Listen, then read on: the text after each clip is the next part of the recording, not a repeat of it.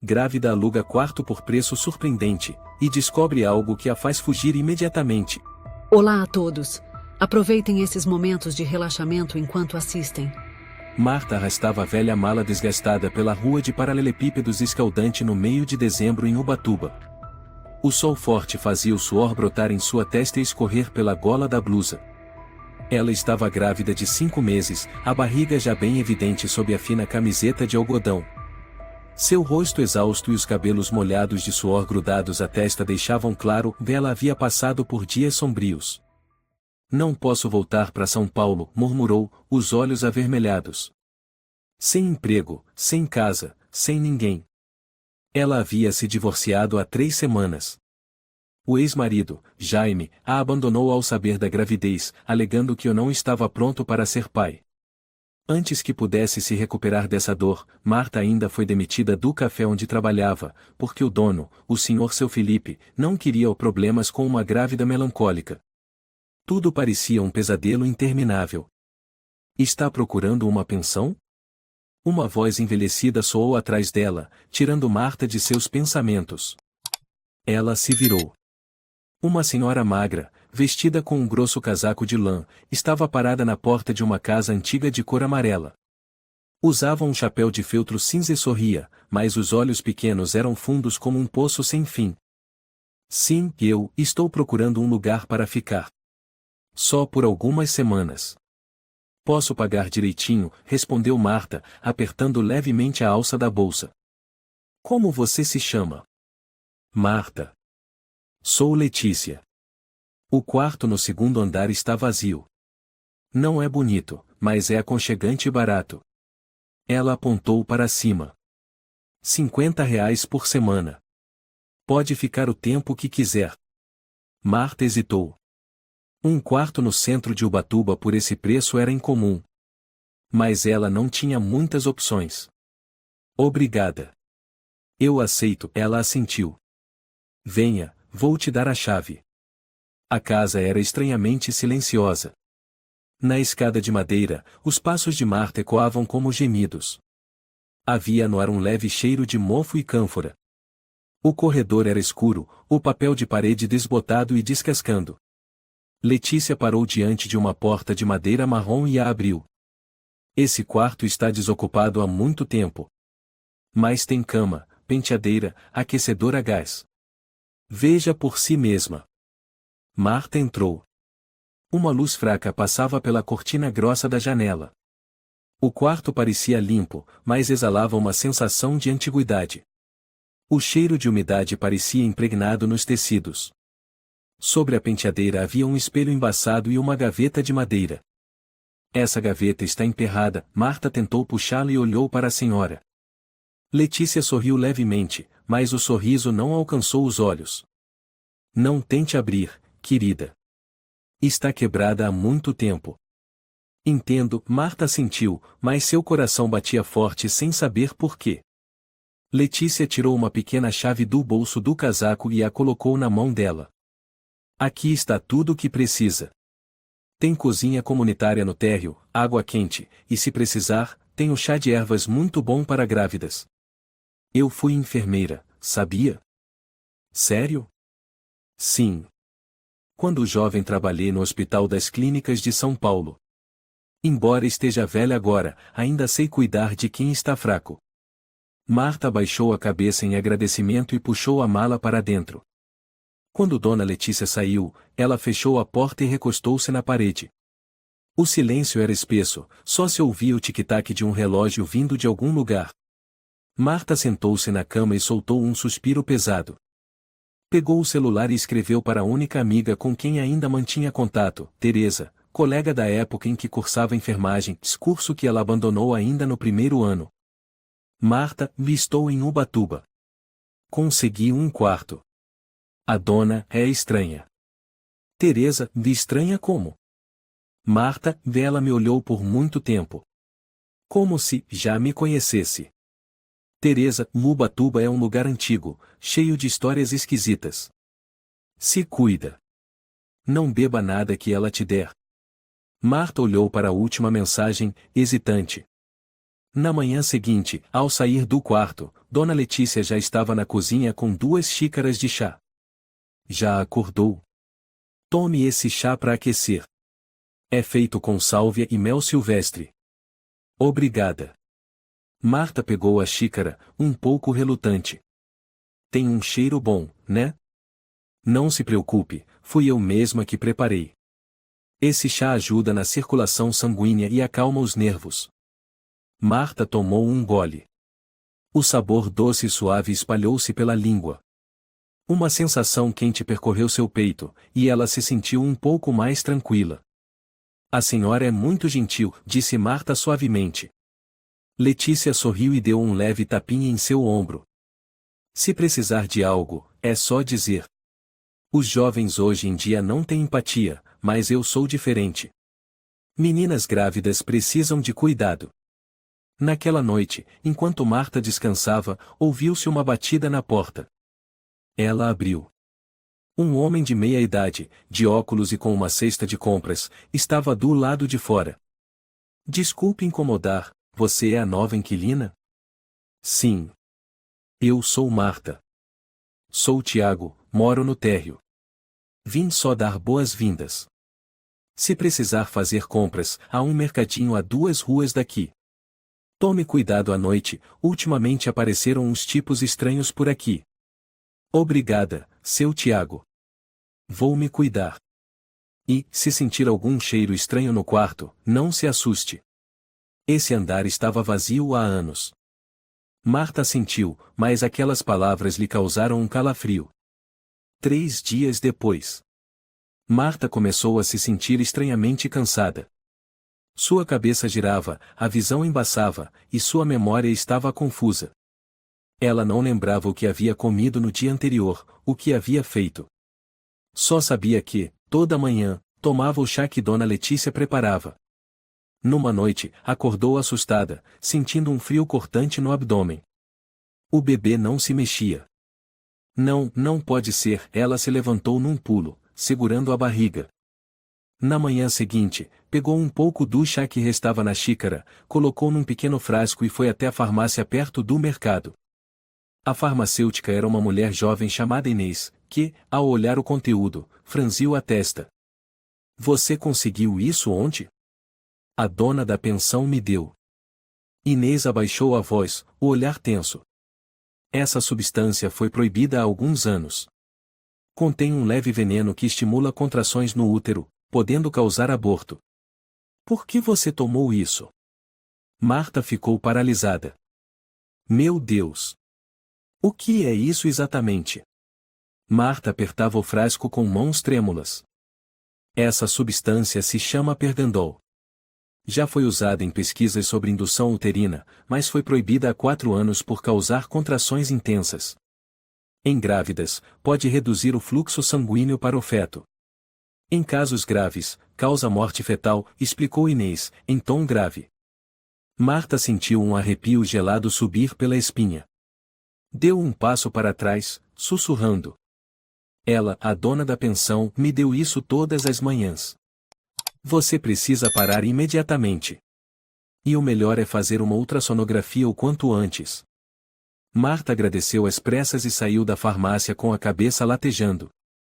Sentia como se tudo ao seu redor girasse. Desde que chegou àquela casa, havia algo que não se encaixava. O cheiro de mofo, o olhar de Letícia, a gaveta emperrada, os sonos excessivos e pesados. Ela parou por um instante diante de uma pequena clínica de ultrassonografia perto da igreja matriz de Santa Rita e entrou. A enfermeira jovem, chamada Valeria, a levou para o consultório. Quantas semanas de gestação? 21 semanas. Valeria passou o gel na barriga de Marta e começou o exame. Parou por alguns segundos e observou atentamente a tela. Marta apertou as mãos com força. Há algo errado, ela sussurrou. Valeria levantou o olhar, tentando manter a calma. Os batimentos cardíacos do bebê ainda estão presentes, mas fracos. Há sinais de diminuição nos movimentos. Acho melhor você ir ao hospital geral fazer um exame mais completo. Não, não pode ser. Marta caiu em prantos. No caminho de volta, uma forte chuva começou a cair. Marta caminhava com dificuldade pelas ruas escorregadias de pedra. Cada carro que passava fazia com que ela se sobressaltasse.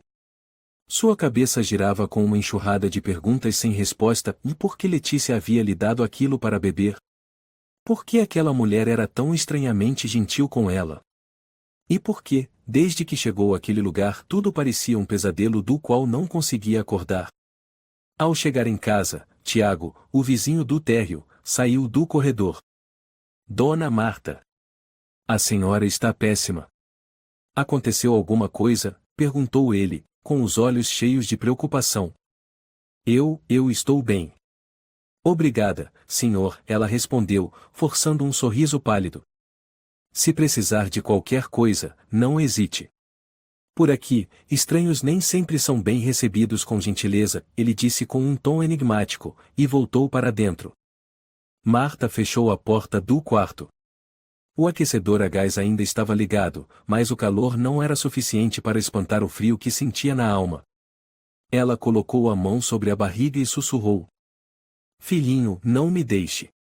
Instintivamente, seus olhos se voltaram para a penteadeira com a gaveta emperrada. As palavras de Letícia ecoaram em sua mente. Não tente abrir, querida. Está quebrada há muito tempo. Por que não podia ser aberta? O que havia ali dentro? Ela se aproximou e tentou puxar com força novamente. Continuava imóvel. Marta tirou da bolsa uma pequena faca que sempre carregava para descascar frutas e começou a enfiar cuidadosamente a lâmina na borda da gaveta, forçando aos poucos. Desculpa, mas eu preciso saber, murmurou, o suor escorrendo pela testa. Após quase 10 minutos de tensão, ouviu-se um leve clique. A gaveta se abriu, levantando uma nuvem de poeira. Dentro havia um caderno antigo de capa de couro, empoeirado e com cheiro de mofo. A capa estava arranhada, quase rasgada. Ela o abriu. Na primeira página, havia uma letra tremida, escrita de forma desordenada com tinta preta. Se alguém encontrar este caderno, por favor, vá embora daqui o mais rápido possível. O coração de Marta disparou. Virou a página. As próximas frases estavam borradas, algumas com marcas d'água, talvez lágrimas. Meu nome é Cristina. Eu estava grávida quando me mudei para cá. Letícia foi muito gentil no começo. Ela me dava comida, chá, me ajudava em tudo, até que comecei a ter sonhos estranhos. Eu me via amarrada. Via sangue. Via uma menina sem olhos. Eu soube que estava sendo envenenada. Levei o chá para análise. Havia uma substância que paralisava o coração do bebê. Confrontei Letícia. Ela apenas sorriu. Ela disse que eu era igualzinha à filha dela. E então sussurrou, minha filha morreu. Mas você pode substituí-la. Tentei fugir, mas sentia que estava sempre sendo vigiada. Esta gaveta foi o único lugar onde tive coragem de esconder este diário. As mãos de Marta tremiam enquanto folheava até a última página. Havia uma frase escrita com tinta vermelha, não, era sangue trêmula. Se você está lendo isto, você também é como eu. Como a filha dela. Fuja. Marta soltou o caderno e não conseguiu conter um grito sufocado. Recuou e caiu sentada no chão. Nesse momento, ouviu-se uma batida na porta. Ela rapidamente escondeu o caderno sob o colchão, enxugou as lágrimas e foi atender. Era Letícia. Você está bem? Vi que passou o dia todo fora. Eu só fui fazer um exame de pré-natal, respondeu Marta, tentando parecer tranquila. O que houve? Você está pálida. Não, só estou um pouco cansada. Letícia sorriu, mas havia um brilho frio nos olhos dela. Então deve descansar cedo. Vou preparar mais uma xícara de chá para ajudar a dormir. Não precisa. Eu decidi parar de tomar chá por uns dias. O médico sugeriu diminuir o consumo de ervas. Marta recuou um passo. O rosto de Letícia se alterou por um instante, mas logo voltou à expressão serena de sempre. Faça como o médico mandou. Só queria ajudar. Letícia virou-se, mas enquanto descia as escadas, sua voz ecoou suavemente. A gaveta estava mesmo quebrada, Marta. Não danifique meus móveis. Marta ficou paralisada. Ela sabia. Naquela noite, Marta não conseguiu dormir. Seus olhos estavam arregalados, fixos no teto. Do lado de fora, o vento assobiava pelas frestas da janela como lamentos. Na mente dela, uma frase insistia. Você pode substituí-la. Ela se levantou de um salto, pegou o celular e ligou para Teresa. Eu preciso sair daqui. Amanhã de manhã. O que aconteceu? O que você descobriu? Teresa sussurrou. Ela envenenou outras grávidas. Encontrei um diário. Eu sou idêntica à filha dela que morreu. Meu Deus! Você precisa ir à polícia. Ainda não. Não tenho provas suficientes. Mas eu sinto, ela sabe que eu descobri. Tranque a porta do quarto. Não beba nada. E me avise assim que sair. Marta assentiu mesmo sabendo que Teresa não podia vê-la. Ela trancou bem a porta e empurrou uma cadeira contra ela. Ainda assim, sentia no fundo que Letícia não a deixaria sair dali com facilidade. Na manhã seguinte, um raio fraco de sol entrou pela janela empoeirada. Marta ainda estava sentada na cama. Não havia pregado os olhos a noite inteira. Ela segurava firme o diário, embrulhado em um suéter, escondido sob o travesseiro como um amuleto de proteção.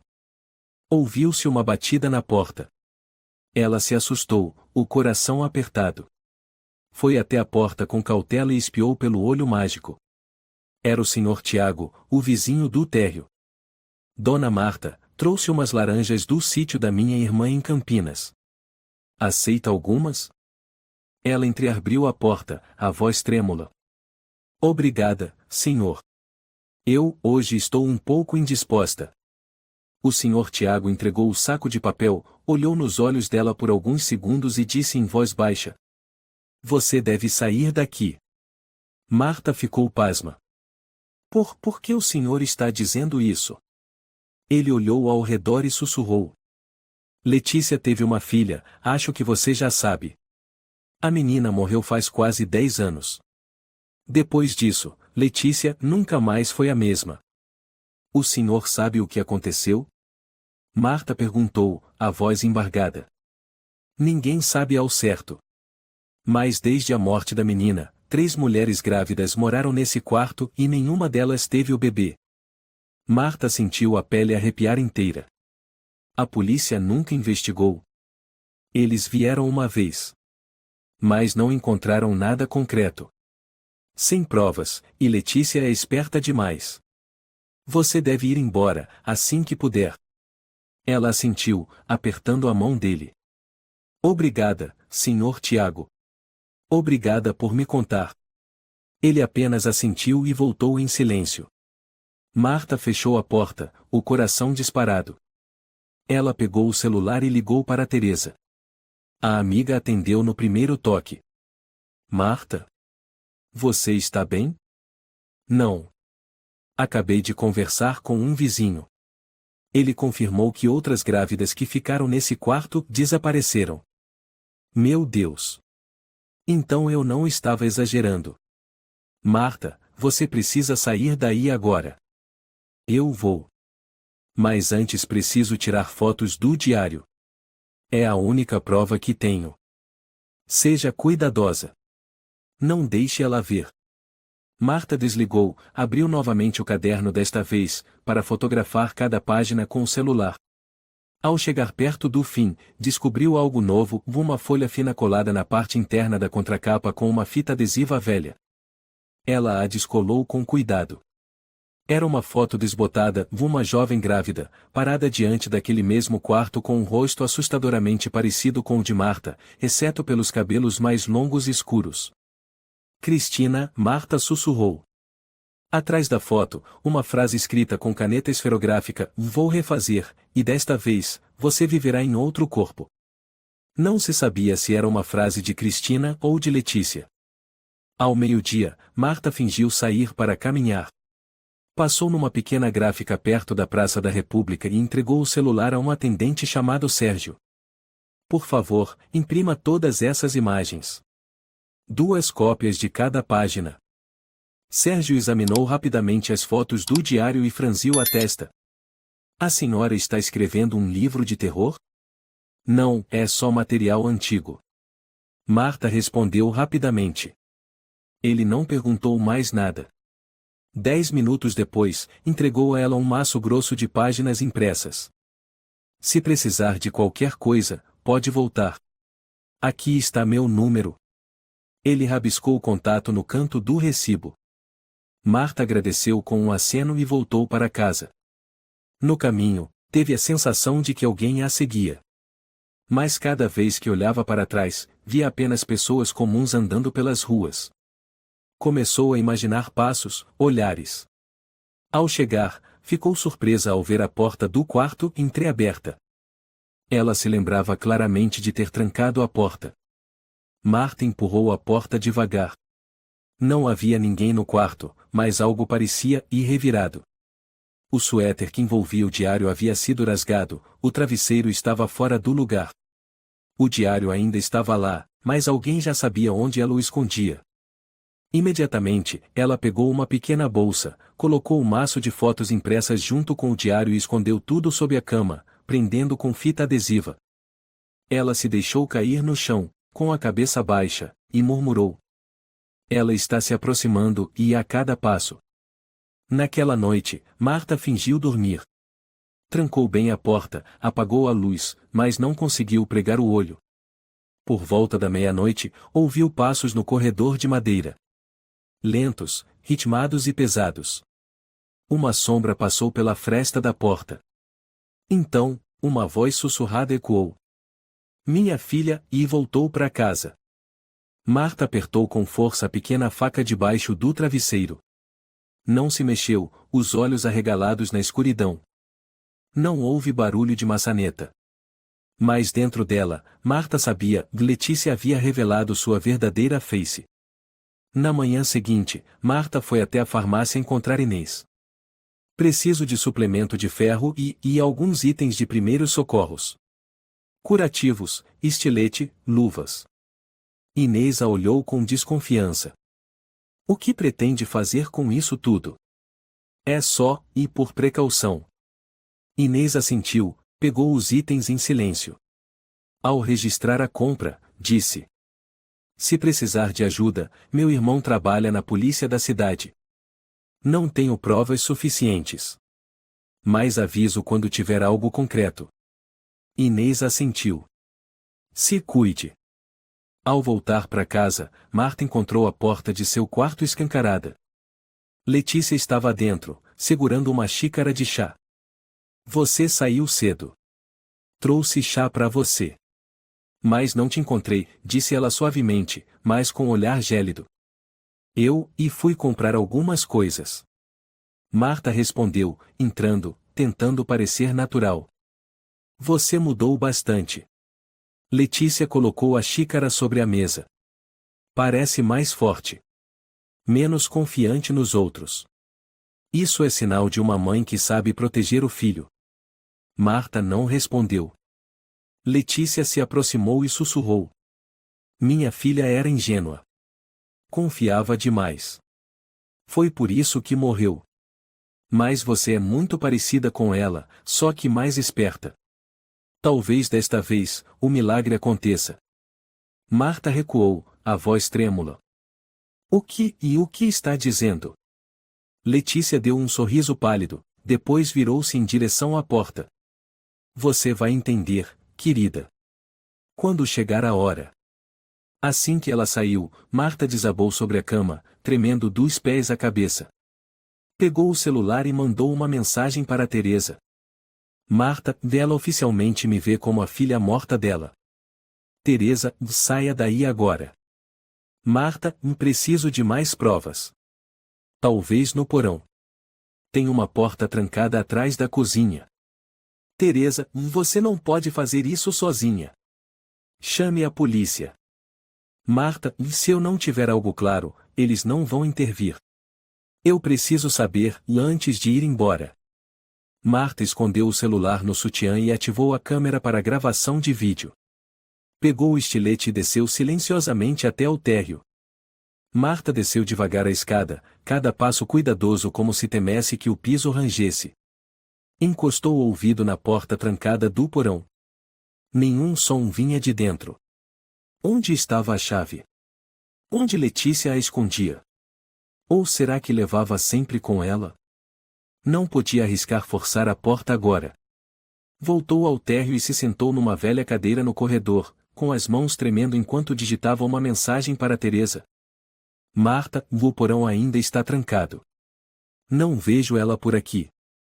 Teresa, por favor, não deixa-la sozinha. Marta, vou esperar. Mas preciso de mais informações. Vou tentar falar com quem já morou aqui. Ela guardou o celular no bolso e bateu levemente na porta do apartamento ao lado. Após alguns instantes, a porta se entreabriu e uma senhora de cabelos brancos presos num coque rosto enrugado, mas com olhos surpreendentemente vivos, apareceu.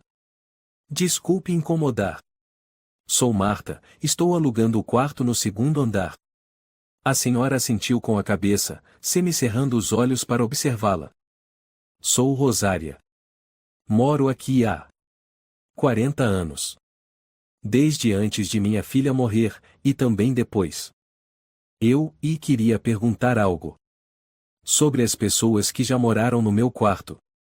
Rosária hesitou por um momento. Por que quer saber? Encontrei alguns registros. Uma mulher chamada Cristina. A senhora a conheceu?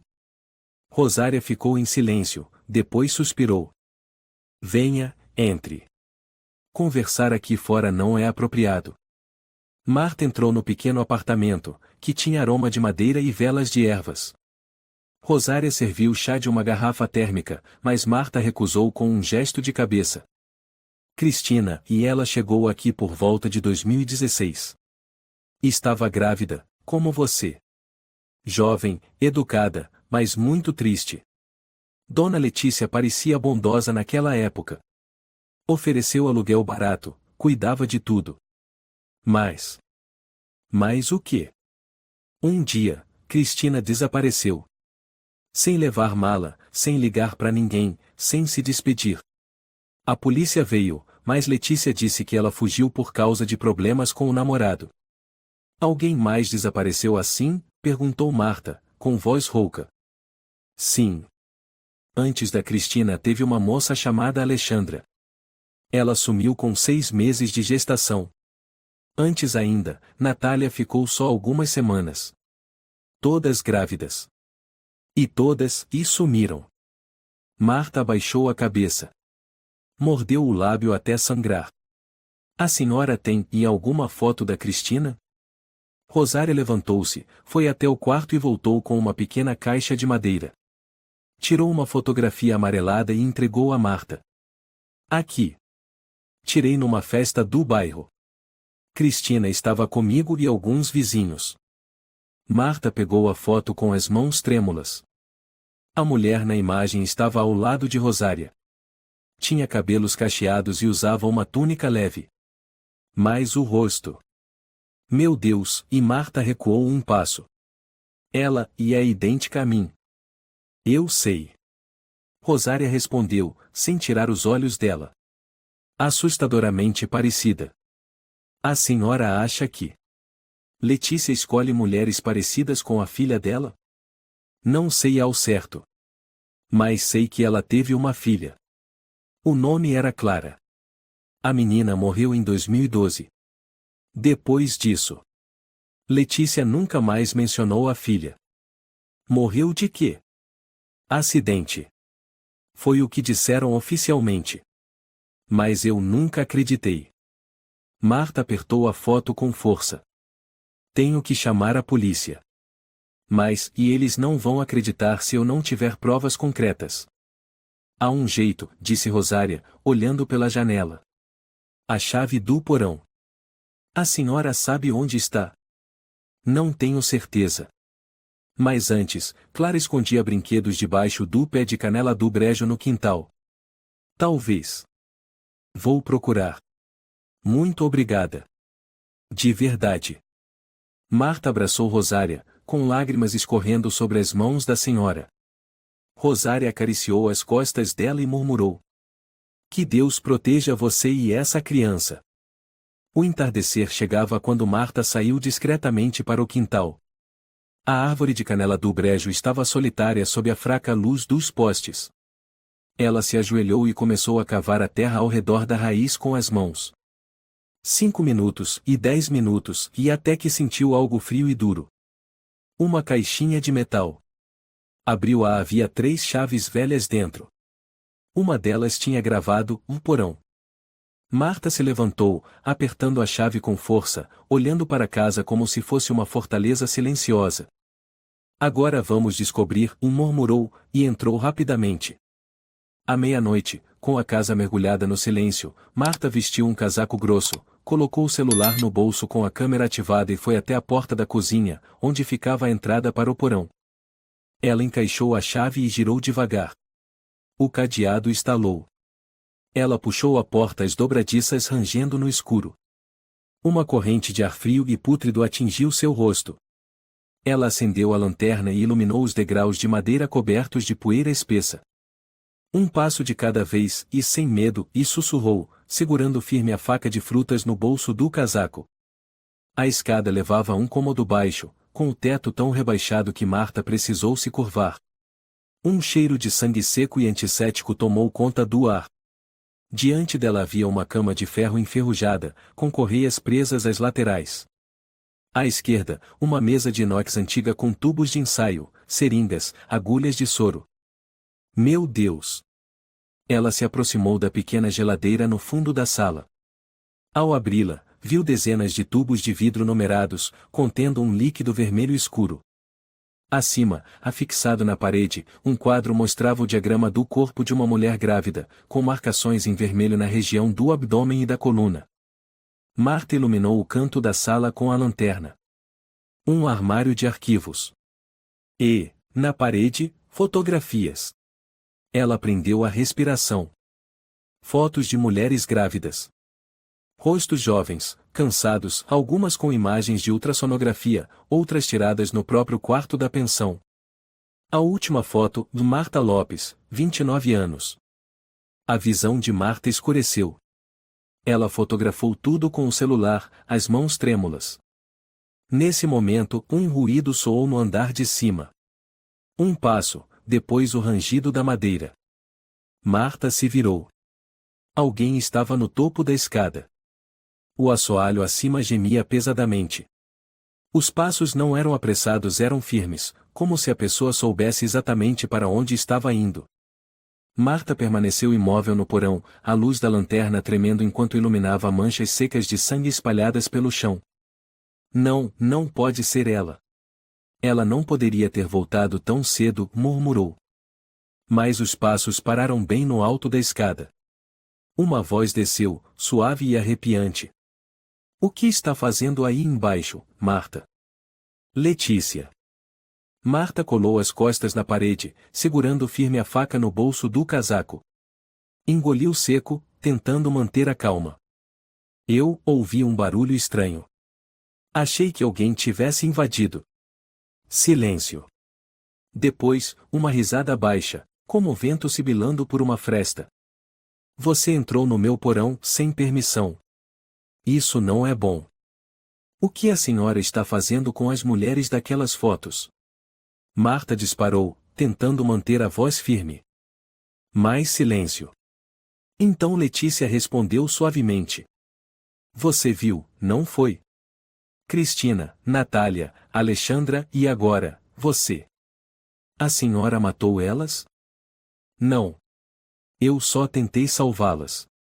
E você também. Você não entende. Mas o sangue de uma gestante carrega muito mais do que a medicina convencional pode compreender. A senhora está louca. Marta recuava em direção à pequena escada que levava à porta lateral do porão. Perdi minha filha por causa da medicina moderna. Eles se recusaram a salvá-la porque ela estava grávida e tinha uma doença sanguínea rara. Disseram que não havia cura. Mas quando usei o sangue fetal de outra jovem, ela acordou. Ainda que por poucas horas. Marta balançou a cabeça.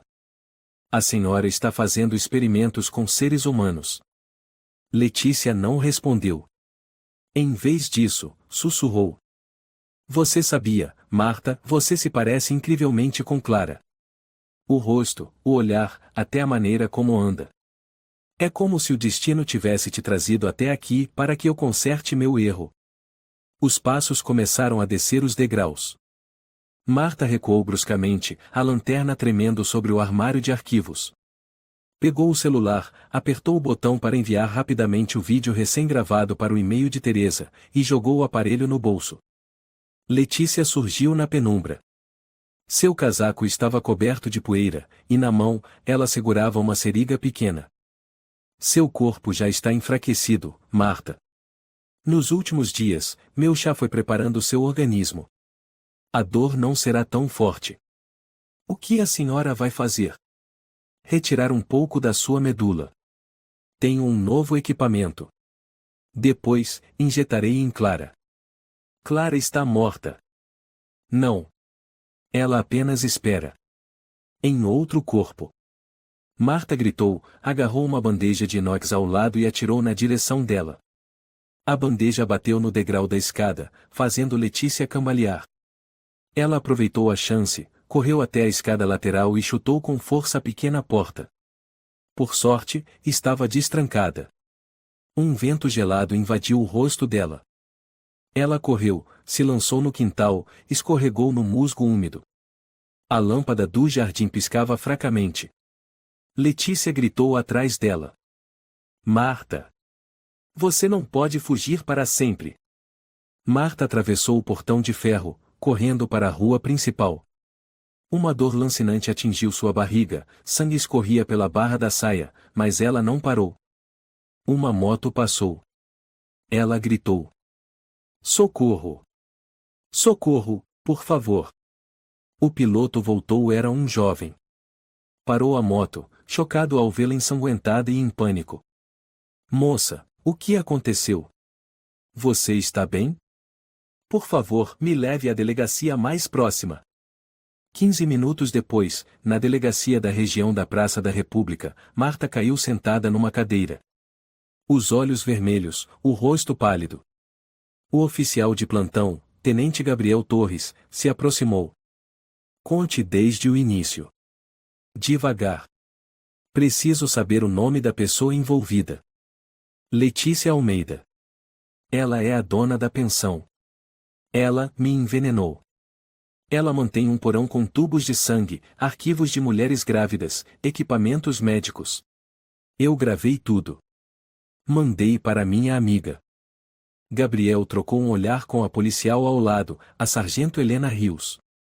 Precisamos verificar. Se o que diz for verdade, isso é muito grave. Não estou mentindo.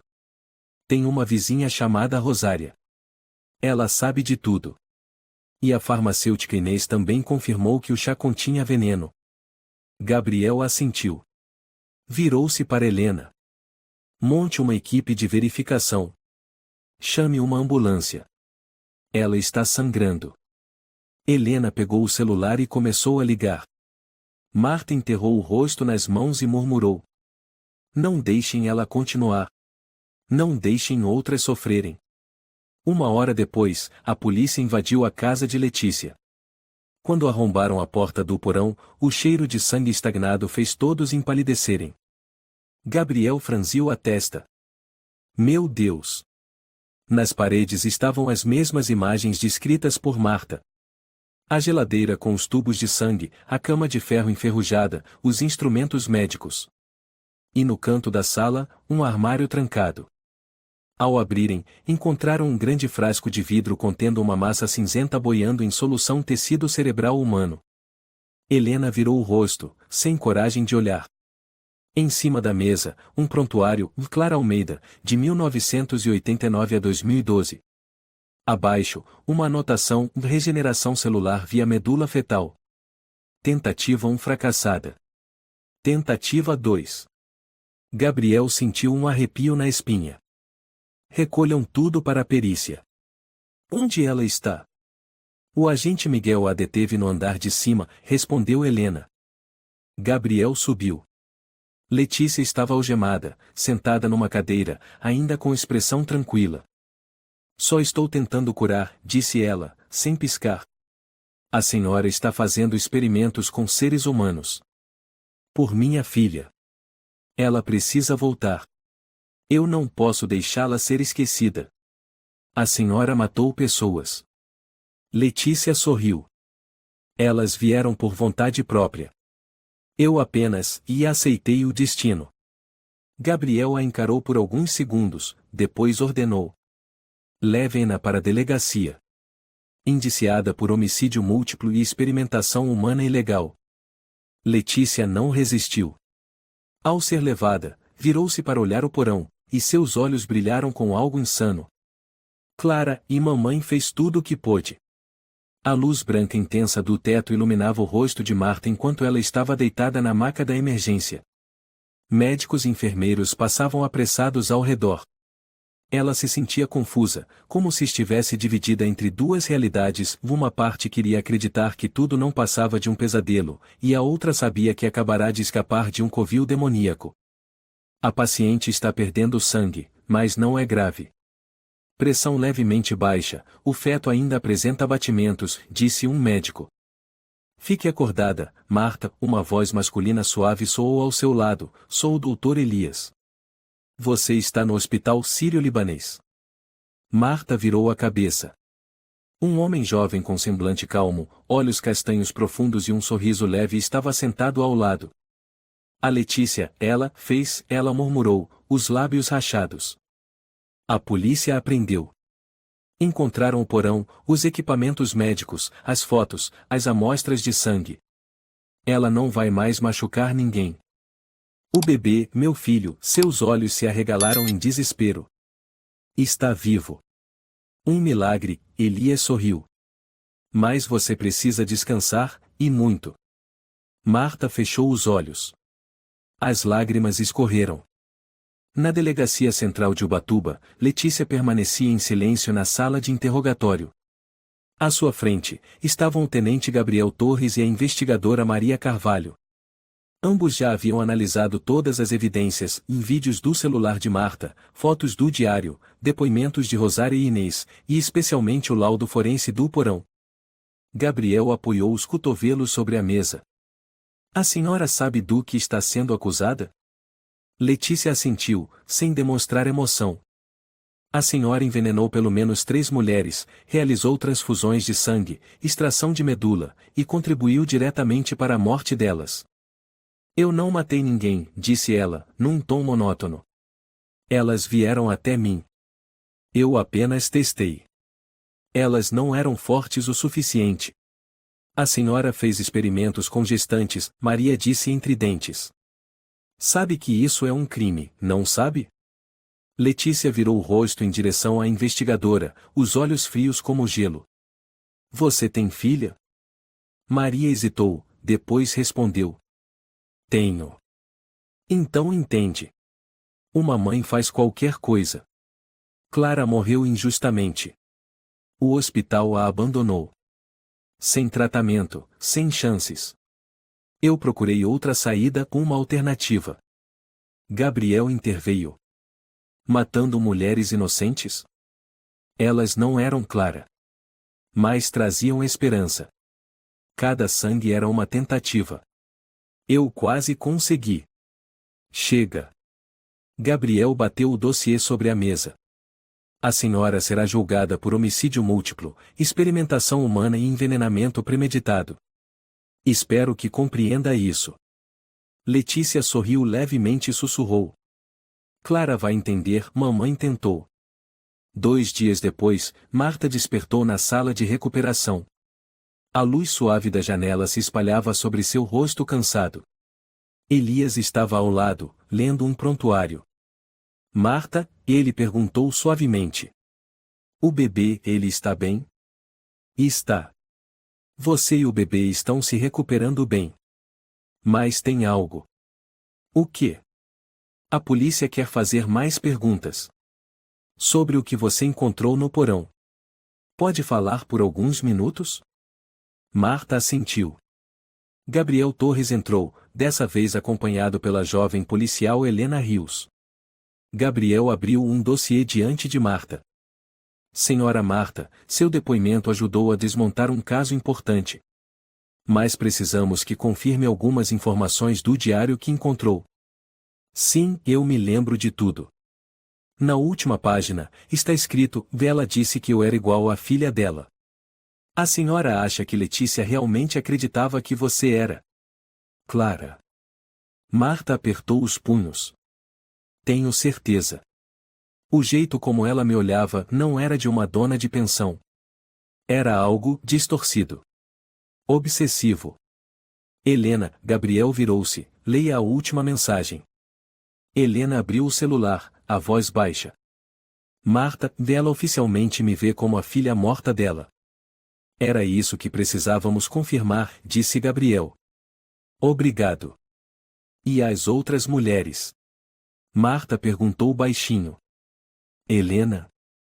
Identificamos 4 vítimas por registro e DNA: Cristina Silva, Natália Pereira, Alexandra Martins e uma mulher chamada Paula Santos, desaparecida em 2013.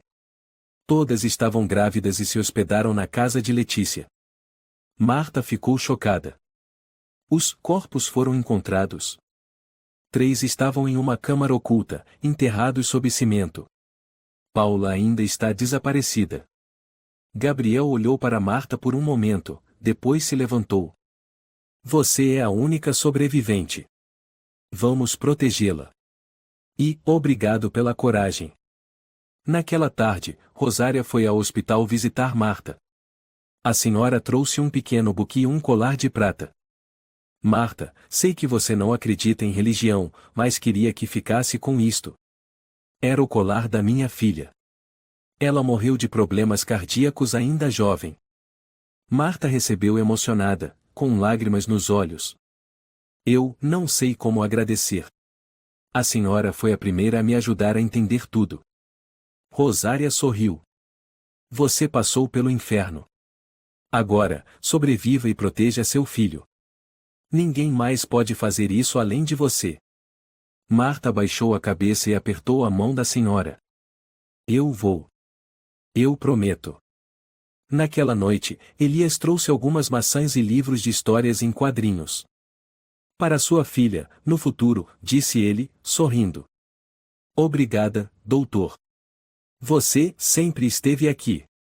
Marta respondeu baixinho. Elias sentou-se, batendo levemente com os dedos na mesa.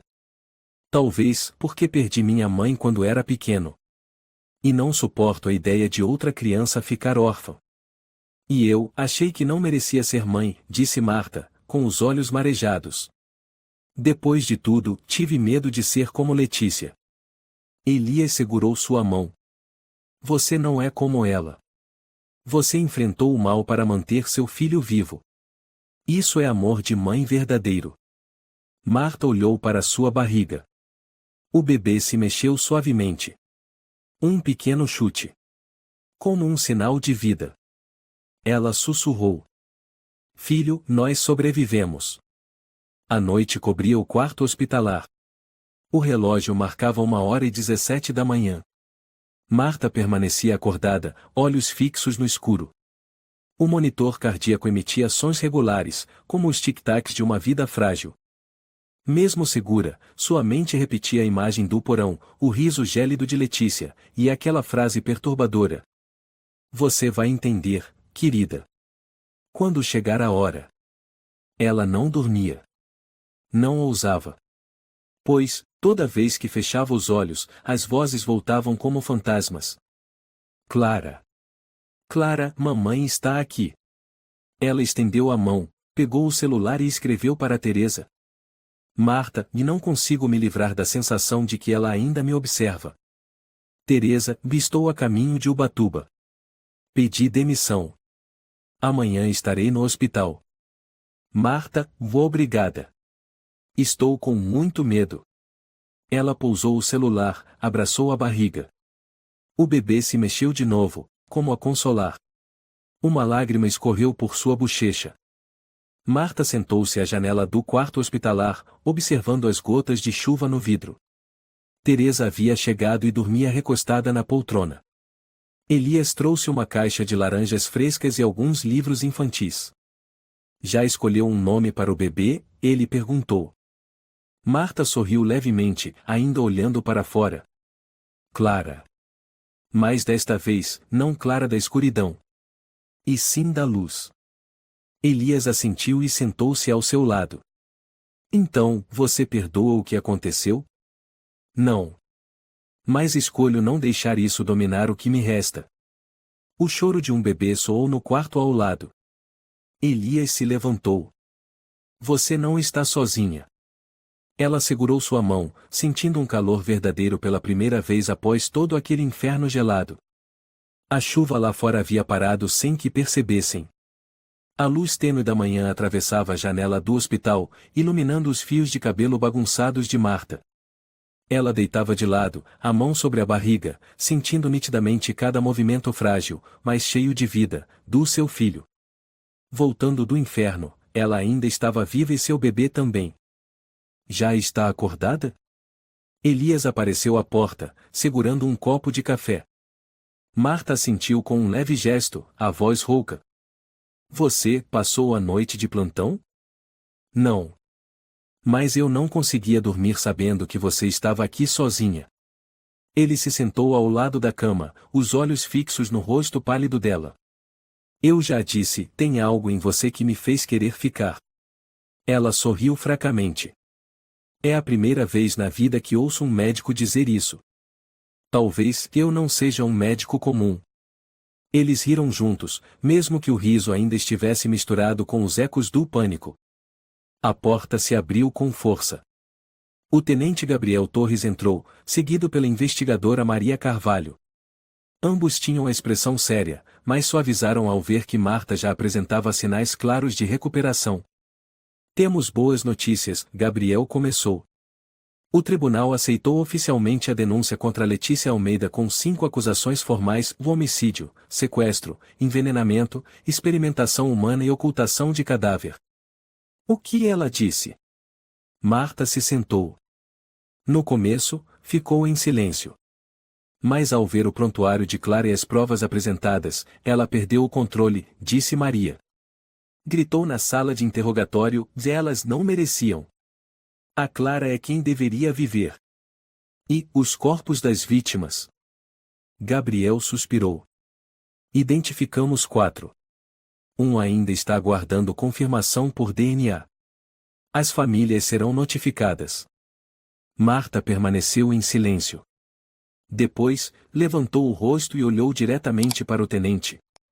Quero estar presente no julgamento. Você será convocada como testemunha principal. E a única sobrevivente.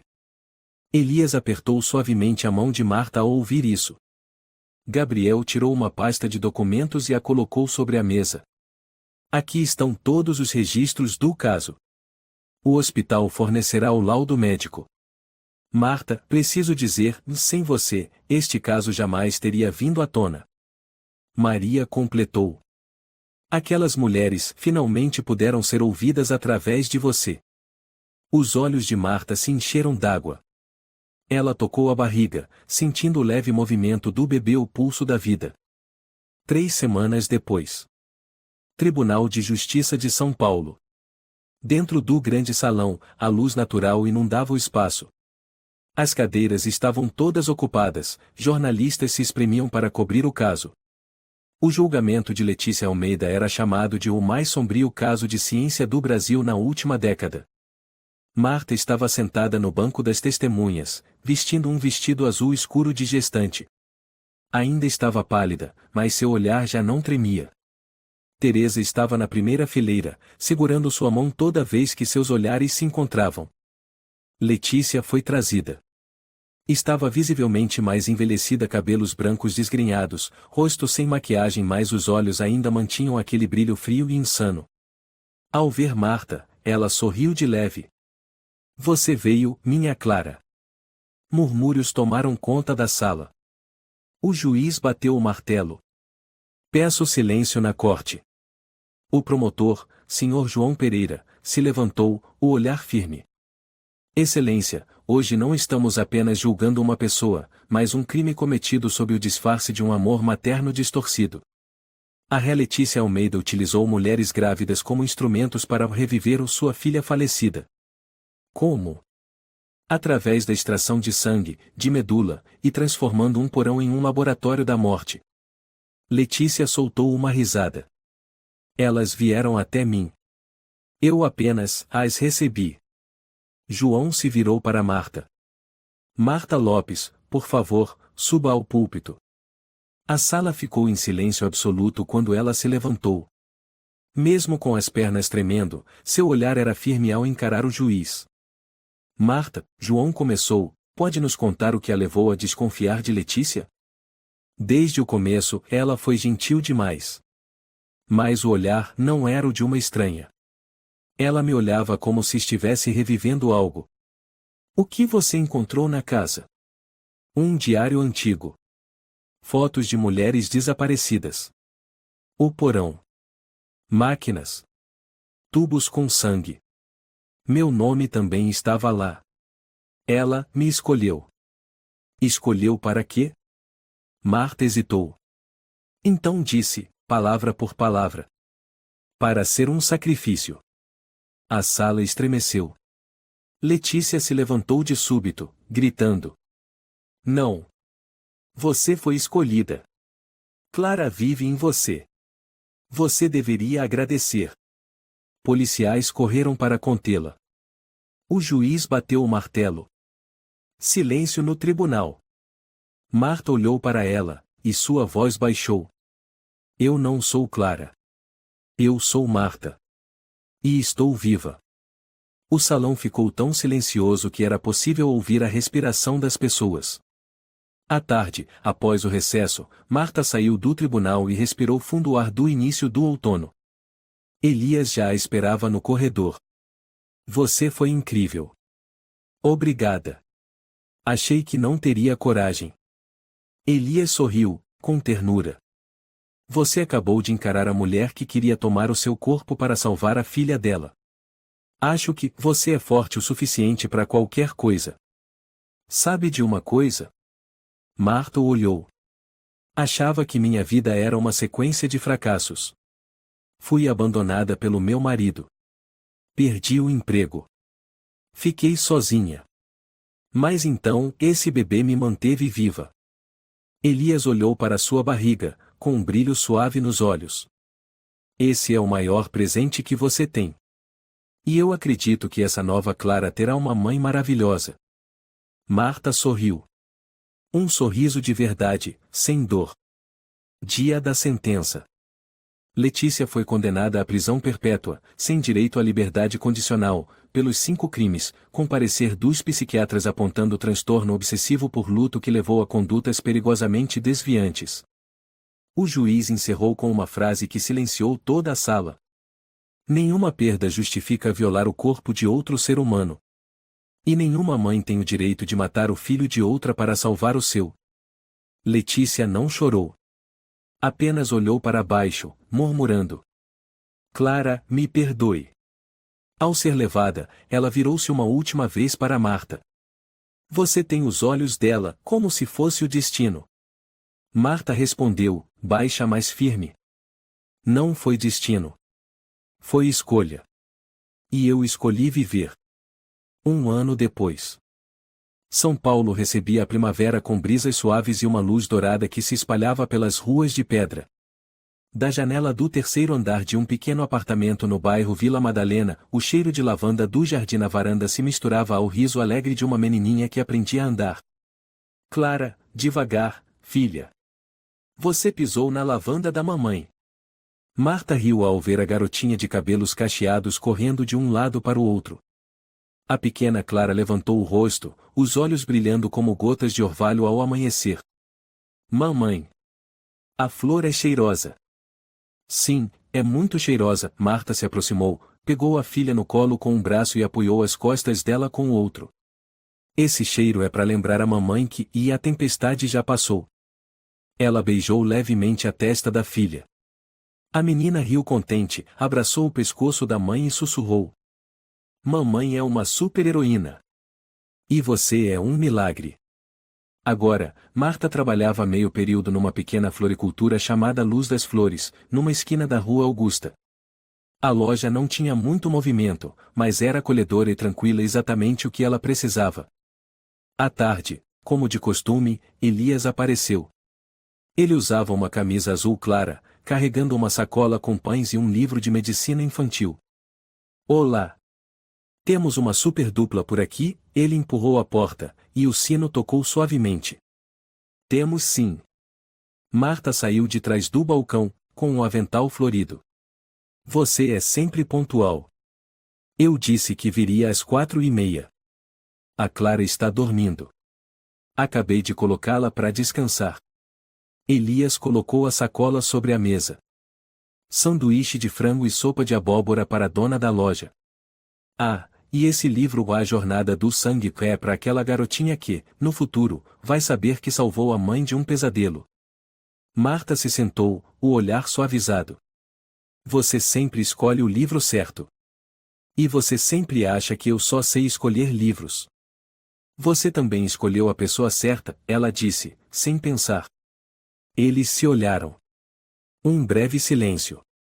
Elias assentiu levemente, a voz baixa como o vento. Eu nunca vou esquecer a primeira vez que te vi na rua, coberta de sangue, segurando a barriga, mas com o olhar ainda firme. Ninguém sobrevive a algo assim mantendo aquele olhar. Alguém me salvou. Marta sorriu. O nome dele é Elias, médico, viciado em café preto, e especialista em fazer as pessoas acreditarem de novo na vida. Elias levantou uma sobrancelha. Parece personagem de livro. É, mas essa história é real. Naquela noite, com Clara já adormecida, Marta e Teresa sentaram-se na varanda, com 2 xícaras de chá quente sobre uma mesa de madeira antiga. Uma brisa leve balançava a cortina. A cidade começava a se acalmar. Já faz 1 ano, Teresa disse. Ainda não me acostumei com o fato de você ter sobrevivido a tudo. Marta olhou para o céu cheio de estrelas. Nem eu. Mas toda manhã, quando olho para Clara, eu sei que devo a ela uma vida decente. Você vai conseguir, Teresa segurou a mão da amiga.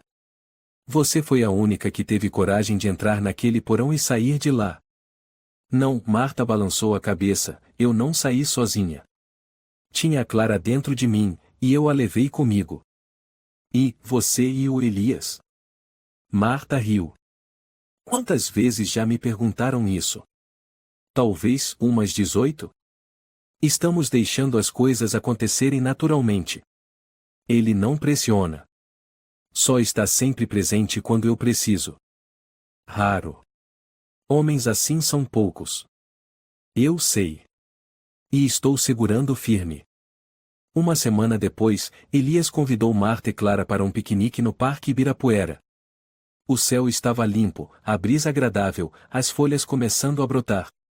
Clara corria pela grama, segurando um balão, cantando baixinho. Sou borboleta. Voando, voando. Marta riu. Voa baixinho, se não quebra as asinhas.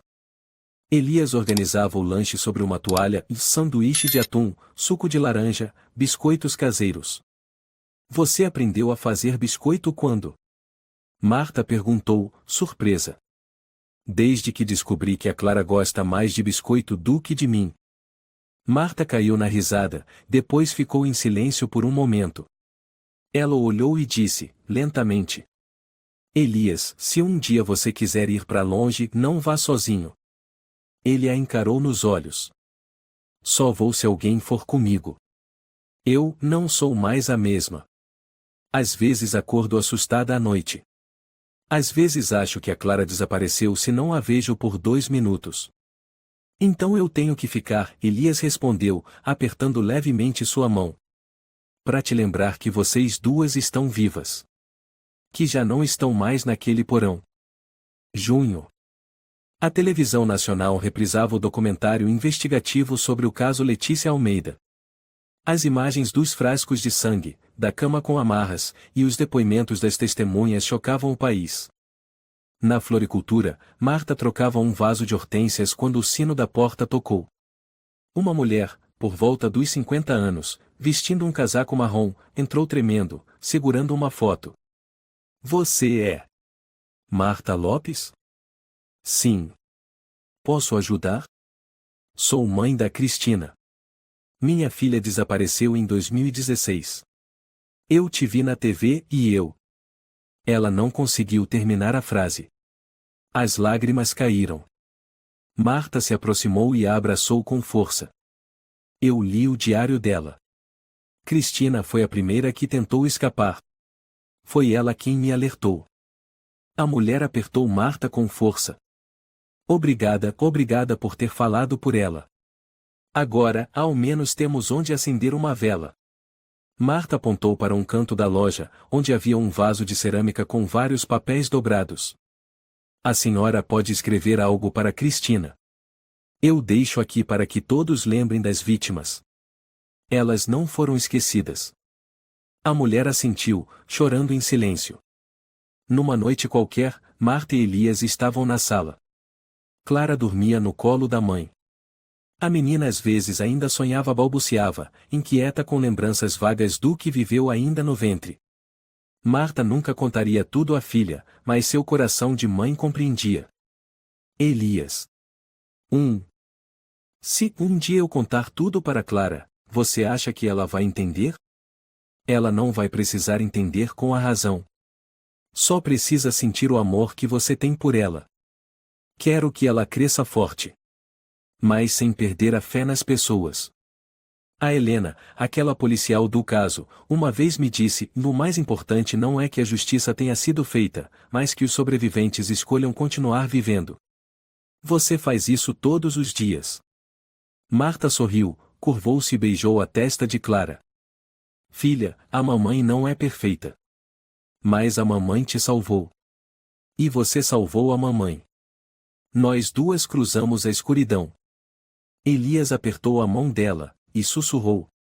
E agora é hora de viver na luz. A história de Marta nos lembra que a maior força não está no corpo, mas na fé e no amor. Mesmo no mais profundo inferno, se houver uma centelha de esperança, o ser humano ainda pode se levantar e proteger aquilo que tem de mais precioso, a vida. A verdade pode ser enterrada, mas a luz sempre encontra um caminho. Marta não apenas salvou a si mesma, mas deu voz às que não puderam falar. Essa é a jornada da justiça, de uma mãe, e de um ser humano corajoso. Se você gostou desta história, convidamos você a dar um like e se inscrever em nosso canal. Seu apoio nos motiva a continuar trazendo histórias comoventes quase todos os dias. Estamos muito agradecidos pelo seu apoio. Até breve.